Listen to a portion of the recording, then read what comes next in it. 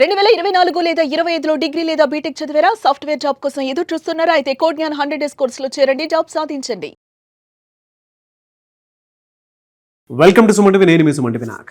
January 19th and 20th కనుక మనం చూసుకుంటే పంచగ్రహ కూటమి ఉండేటువంటి అవకాశం ఉంది. వేదిక ఆస్ట్రాలజీ కూడా చెప్పబడుతుంది. అయితే ఈ పంచగ్రహ కూటమి వల్ల ఏ రాశి వారికి ఏ విధంగా ఉండబోతుంది అనేది ఈరోజు మనతో పాటు వైదిక ఆస్ట్రాలజీ ఉమా గారు ఉన్నారు. వారి మాట్లాడి తెలుసుకుందాం. నమస్కారం ఉమా గారు. నమస్తే నాగరాజు గారు. జనరల్గా అంటే ఈ గతంలో కూడా మీరు ఏదైనా సరే షష్టగ్రహ కూటమి గురించి చెప్పేటప్పుడు యాక్యురేట్ ప్రెడిక్షన్ ఇచ్చారు. అంటే ఈ విధంగా ఉండబోతుంది అనేటువంటి విషయం ప్రీవియస్ వీడియోస్ కూడా ఎవరైనా సరే చూడొచ్చు. అంటే ఇలా యుద్ధాలు రాబోతున్నాయి అనేటువంటి విషయాన్ని కూడా మీరు ముందే చెప్పడం జరిగింది. అంటే ఈ సర్జికల్ స్ట్రైక్ వాటి గురించి కూడా మీరు ముందే గతంలో ఇలా ఉండబోతుందని కూడా చెప్పడం జరిగింది. కరెక్ట్. అండ్ వర్షాలు ఎక్కువగా ఉంటాయి అనేటువంటి విషయం కూడా. ఈ పంచగ్రహ కూటమి ఎఫెక్ట్ ఏ విధంగా ఉండేటువంటి అవకాశం ఉంటుంది? అసలు ఈ పంచగ్రహ కూటమి అంటే ఏంటి, ఏ విధంగా ఉంది అసలు ఇప్పుడు? తప్పకుండా అండి. 2026 స్టార్ట్ అయిన తర్వాత జనవరి మాసంలో అంటే ఏదైతే మకర సంక్రాంతి మనం జరుపుకుంటామో ఆ మకర సంక్రాంతి అనేటువంటి పదానికి అర్థం ఏంటంటే సూర్యుడు మకర రాశిలోకి ప్రవేశించడం అండి. అప్పటి వరకు ధనస్సు రాశిలో ఉన్నటువంటి రవిగ్రహ సంచారము మకరంలోకి ప్రవేశించడమే మకర సంక్రాంతిగా మనం జరుపుకుంటాం. అంటే 15వ తారీఖు ఈ సంవత్సరం 2026 వస్తుంది కాబట్టి ఆ 15వ తారీఖున రవి అనేటువంటి ఆయన మకరంలోకి ప్రవేశిస్తున్నారు. అదే కాకుండా 13వ తారీఖున శుక్రగ్రహ సంచారం కూడా ధనస్సులోంచి మకరంలోకి ప్రవేశిస్తుంది. ఇక్కడికి 2 గ్రహాలు అయ్యాయండి. 14వ తారీఖున బుధగ్రహ సంచారము ధనస్సులోంచి మకరంలోకి ప్రవేశిస్తోంది. 3 గ్రహాలు అయ్యాయి. 15వ తారీఖున మకర సంక్రాంతి రోజే కుజగ్రహ సంచారం కూడా మకర రాశిలోకి ప్రవేశిస్తుందండి. అక్కడికి 4 గ్రహాలు అయ్యాయి. అయితే 5వ గ్రహమైనటువంటి చంద్రుడు 19వ తారీఖున సరిగ్గా మకర రాశిలోకి ప్రవేశిస్తారు. 19, 20వ తారీఖున చంద్రగ్రహ సంచారములతో కలిపి రవి, కుజ, బుధ, శుక్ర చంద్రగ్రహ సంచారములు 5 కూడా మకర రాశిలో ఉంటాయండి. ఇది 2 రోజులు మాత్రమే ఉంటుంది. ఆ 21వ తారీఖున మళ్ళీ చంద్రుడు మారిపోతూ ఉంటారు. అయితే ప్రధానంగా దీని యొక్క ఎఫెక్ట్ అంతా కూడా మకర రాశి మీద ప్రవేశించబోతోంది కాబట్టి ఈ పంచగ్రహ కూటమి యొక్క ఎఫెక్ట్ వల్ల ఉద్యోగాల్లో మార్పులు వచ్చే అవకాశాలు ఎక్కువ ఉంటాయండి. ఆల్మోస్ట్ అన్ని రాశుల వాళ్ళకి కూడా సహజ సిద్ధంగానే గ్లోబలైజ్డ్గా కొత్త ఉద్యోగాలు తీసుకోవడం, లేకపోతే ఉన్న ఉద్యోగాలన్నీ కూడా తీసేయడం, లే ఆఫ్ అంటూ ఉంటారు చూసారండి జనరల్గా. అలాంటివన్నీ కూడా చాలా ఎక్కువగా అయ్యే ఛాన్సెస్ ఎక్కువ ఉంటాయండి.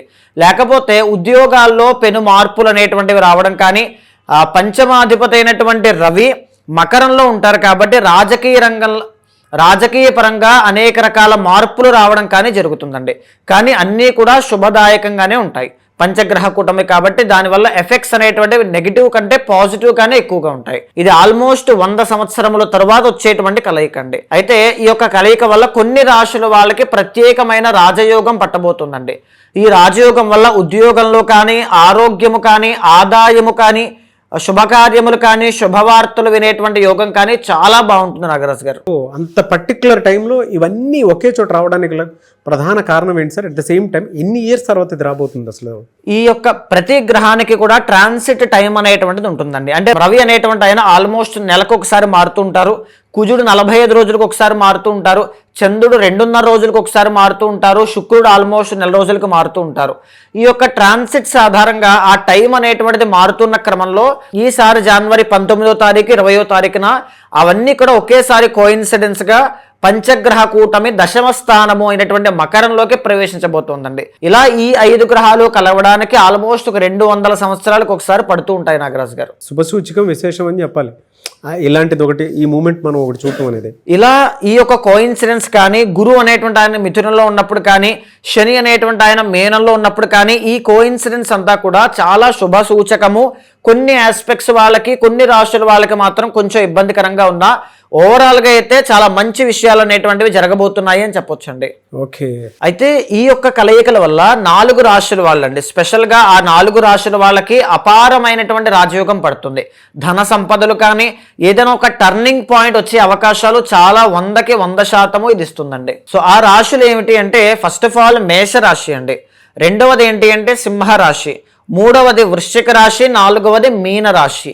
ఈ 4 రాశుల వాళ్ళు ఎవరున్నా సరే మీ ఎఫర్ట్స్ అనేటువంటివి పెంచగలిగితే ఈ పీరియడ్ ఆఫ్ టైంలో 19th and 20th ఏదైనా ఒక మార్పు రావడం, మీరు ఒక నిర్ణయం తీసుకోవడం, లేకపోతే ఈ కలయిక తర్వాత వచ్చేటువంటి పరిణామాల వల్ల మీకు ఏదైనా ఒక మంచి విషయం జరిగే అవకాశాలు చాలా ఎక్కువ ఉంటాయండి. సో మీరు చెప్పిన దాని ప్రకారం కనుక మనం చూసుకుంటే పంచగ్రహ కూటమిలో మేషరాశి వారికి అసలు ఏ విధంగా ఉండేటువంటి అవకాశం ఉంటుందండి? తప్పకుండా అండి. మేషరాశి వాళ్ళకి మనం చూస్తే నాగరాజు గారు, ఈ పంచగ్రహ కూటమి ఎక్కడ పడుతోంది అంటే 10వ స్థానమైనటువంటి మకరంలో పడుతోందండి. సో ఏలినాటి శని బాధతో మేషరాశి వాళ్ళు ఆల్రెడీ ఇబ్బంది పడుతూ ఉన్నారు. గురుబలము లేక చాలా మంది ఇబ్బంది పడుతూ ఉన్నారు. రెగ్యులర్ ట్రాన్సిట్స్ కోసం మాస ఫలితములు చేసేటువంటి క్రమంలో మనం ఆల్రెడీ చెప్పుకున్నామండి. అయితే పంచగ్రహ కూటమి కోసం స్పెషల్గా చెప్పాలనే ఉద్దేశంతో ఇది మనం చెప్పుకుంటున్నాం. మేషరాశి వాళ్ళకి దశమంలో పట్టడం వల్ల, దశమంలోకి రవి వచ్చిన తర్వాత ఉద్యోగ ప్రయత్నాలు ఎవరైనా చేస్తూ ఉంటే 100% అవన్నీ కూడా వర్కౌట్ అవుతాయండి. రెండవది ముఖ్యమైనటువంటిది సంతానము లేక ఎవరైనా ఇబ్బంది పడుతూ ఉంటే అవన్నీ కూడా మీకు శుభ సూచకంగా మారుతాయి. ఖచ్చితంగా మీ ప్రాబ్లంకి ఒక సొల్యూషన్ కనబడుతుంది, శుభవార్త వింటారు. మూడవది హయ్యర్ ఎడ్యుకేషన్ అండి. ఉన్నత చదువులు చదువుకోవాలి, విదేశాలు వెళ్ళాలి అనుకుంటే ఒక తెలియనటువంటి మార్పులు కానీ చేర్పులు కానీ ఈ యొక్క కలయిక తరువాత మీకు వస్తాయి. తరువాతది ప్రేమ వ్యవహారాల్లో విజయం అండి.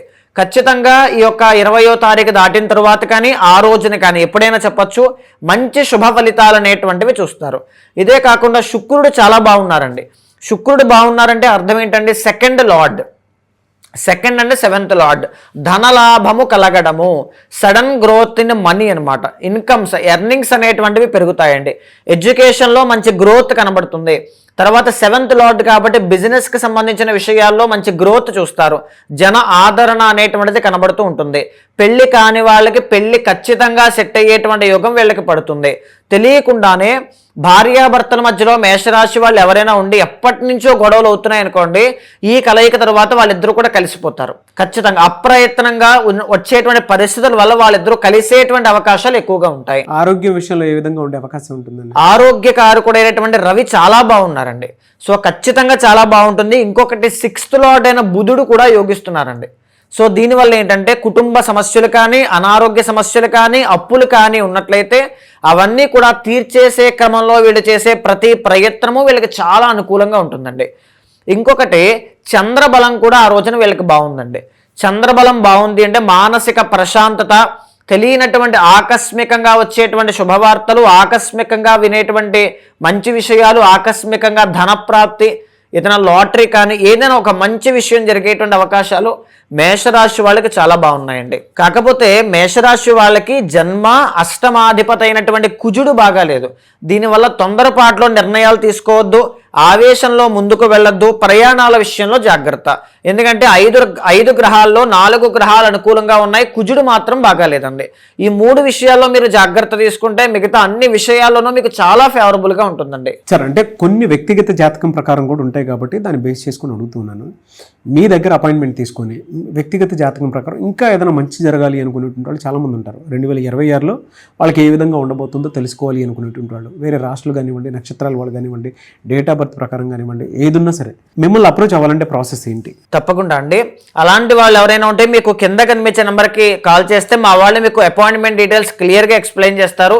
ఫస్ట్ ఆఫ్ ఆల్ ఏంటంటే అండి, పంచగ్రహ కూటమి కానీ గోచార రీత్యా వచ్చేటువంటి ట్రాన్సిట్స్ కానీ మీకు ఫేవరబుల్గా మారాలి అంటే మీరు దానికి ప్రిపేర్డ్గా అవకాశాన్ని చేజిక్కించుకునే విధంగా ఉండాలి.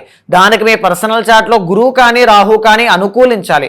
మంచి బుద్ధి అనేటువంటిది ఉన్నప్పుడు, అంటే దాని అవకాశాన్ని తీసుకునే ఆలోచన మీకు పుట్టాలంటే పర్సనల్ చార్ట్ స్ట్రాంగ్ ఉండాలి. సో దాన్ని చెక్ చేసుకోండి. ఏదైనా ప్రాబ్లం ఉంటే రెమెడీస్ ఆచరించండి.